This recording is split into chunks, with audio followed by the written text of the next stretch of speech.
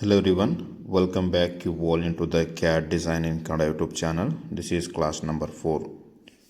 ಇವತ್ತಿನ ಕ್ಲಾಸಲ್ಲಿ ನಾನು ನಿಮಗೆ ಮಾಸ್ಟರ್ ಕ್ಯಾಮ್ ಸಾಫ್ಟ್ವೇರಲ್ಲಿ machining selection and stock setup ಬಗ್ಗೆ ಡೀಟೇಲಾಗಿ ಎಕ್ಸ್ಪ್ಲೇನ್ ಮಾಡಿಕೊಡ್ತೀನಿ. ಪ್ರಿವಿಯಸ್ ಕ್ಲಾಸಲ್ಲಿ ನಾವು ಮಾಡಲ್ ರೊಟೇಟ್ ಮಾಡೋದು ಹೇಗೆ ಆ್ಯಂಡ್ ಬೌಂಡಿಂಗ್ ಬಾಕ್ಸ್ ಬಗ್ಗೆ ಒರಿಜಿನ್ ಪೊಸಿಷನ್ ಬಗ್ಗೆ ಡಿಸ್ಕಷನ್ ಮಾಡಿದ್ದೀವಿ. ಸೊ ಇವಾಗ ರಿಮೈನಿಂಗ್ ಪೋರ್ಷನ್ ಎಲ್ಲ ಕಂಟಿನ್ಯೂ ಮಾಡ್ಕೊತ ಹೋಗೋಣ ನಾವು, ರೈಟ್.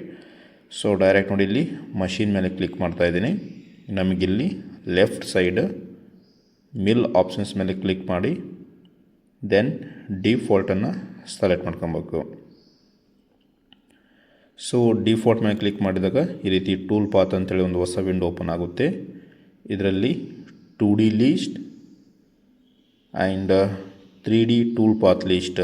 ಮಷಿನಿಂಗ್ ಅಂದರೆ ನಮಗೆ ಮೇನ್ ಇವನ್ನ ಕಲಿಕೊಬೇಕು ನಾವು, ಟೂಲ್ ಪಾತ್ ಯಾವ ರೀತಿ ಯೂಸ್ ಮಾಡ್ಬೇಕಂತೇಳಿ, ಆ್ಯಂಡ್ ಮಲ್ಟಿ ಆ್ಯಕ್ಸಿಸ್.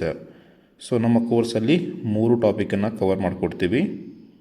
ಸೊ ಅದೇ ರೀತಿ ವ್ಯೂವಲ್ಲಿ ಹೋಗಿ ಸೊ ನಮಗಿಲ್ಲಿ ಟೂಲ್ ಪಾತನ್ನು ಆನ್ ಇರಬೇಕಿದು. ಸೊ ಈ ರೀತಿ ಬ್ಲೂ ಲೈನ್ ನಮಗೆ ಕಾಣ್ತಿರ್ಬೇಕು. ಸೊ ಟೂಲ್ ಪಾತ್ ಅಲ್ಲಿ ಸೆಲೆಕ್ಟ್ ಆದಮೇಲೆ ಬಾಟಮಲ್ಲಿ ಈ ರೀತಿ ಶೋ ಆಗುತ್ತೆ. ಸೊ ಅದ್ರ ಮೇಲೆ ಕ್ಲಿಕ್ ಮಾಡಿ ನಮಗಿಲ್ಲಿ ಮಷಿನ್ ಗ್ರೂಪ್ 1 ಅಂತೇಳಿ ಬಂದಿರುತ್ತೆ. So one time machine select ಮಾಡಿದ್ರೆ ಈ ರೀತಿ ಒಂದು ಕ್ರಿಯೇಟಾಗಿ ಬಂದಿರುತ್ತೆ. ಇನ್ನೊಮ್ಮೆ ಸೆಲೆಕ್ಟ್ ಮಾಡಿದ್ರೆ ಮಷಿನಿಂಗ್ ಗ್ರೂಪ್ 2 ಅಂತೇಳಿ ಓಪನ್ ಆಗುತ್ತೆ. ಇದರಲ್ಲಿ ಪ್ಲಸ್ ಐಕಾನ್ ಕ್ಲಿಕ್ ಮಾಡಿ ಪ್ರಾಪರ್ಟೀಸ್ನ ಪ್ಲಸ್ ಐಕಾನ್, ಇದ್ರಾಗ ಸ್ಟಾಕ್ ಸೆಟಫನ್ನು ನಾವು ಸೆಲೆಕ್ಟ್ ಮಾಡ್ಕೊಬೇಕು. ಸೊ ಸ್ಟಾಕ್ ಸೆಟಫ್ ಅಂದರೆ ನಾವು ಬೌಂಡಿಂಗ್ ಬಾಕ್ಸ್ ಏನು ಕ್ರಿಯೇಟ್ ಮಾಡಿದ್ದೀವಲ್ಲ, ಸೊ ಅದರ ವ್ಯಾಲ್ಯೂಸನ್ನು ನಾವಿಲ್ಲಿ ಸೆಲೆಕ್ಟ್ ಮಾಡಬೇಕು.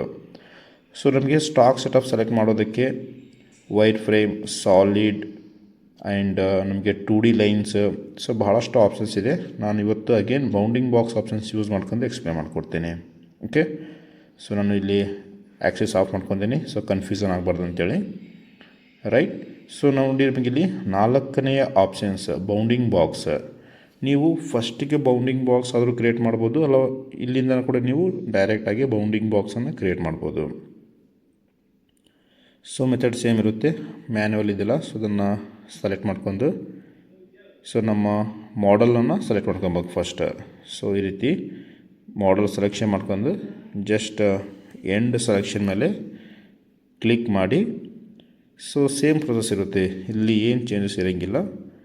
ಸೊ ಎಕ್ಸ್ ನಾನು ಅಗೇನ್ ಸೇಮ್ 250 ತೊಗೊತಾ ಇದ್ದೀನಿ ಆ್ಯಂಡ್ 100, ಸೊ 38 ಓಕೆ. ಸೊ ನಿಮಗೆ ಫೇಸಿಂಗ್ ಬೇಕಂದರೆ ಇಲ್ಲಿ ನೀವು ಚೇಂಜಸ್ ಮಾಡ್ಕೊಬೇಕು, ನೀವು ಜೆಡ್ಡಲ್ಲಿ ಫೇಸಿಂಗ್ ಆಪ್ರೇಷನ್ ಬೇಕಂದರೆ, ರೈಟ್. ಸೊ ಈ ರೀತಿ ನಾವು ಸ್ಟಾಕ್ ಸೆಟಫನ್ನು ಕ್ರಿಯೇಟ್ ಮಾಡ್ತೀವಿ. ಸ್ಟಾಕ್ ಸೆಟಫ್ ಕ್ರಿಯೇಟ್ ಮಾಡ್ಕೊಬೇಕು, ಯಾಕಂದರೆ ನಾವು ಆ್ಯನಿಮೇಷನ್ ನೋಡೋದಕ್ಕೆ ಭಾಳಷ್ಟು ಹೆಲ್ಪ್ಫುಲ್ ಆಗುತ್ತೆ ನಮಗೆ, ರೈಟ್. ಸೊ ಅದೇ ರೀತಿ ನಮಗೇನಾದರೂ ಫೇಸಿಂಗ್ ಆಪ್ರೇಷನ್ ಬೇಕು.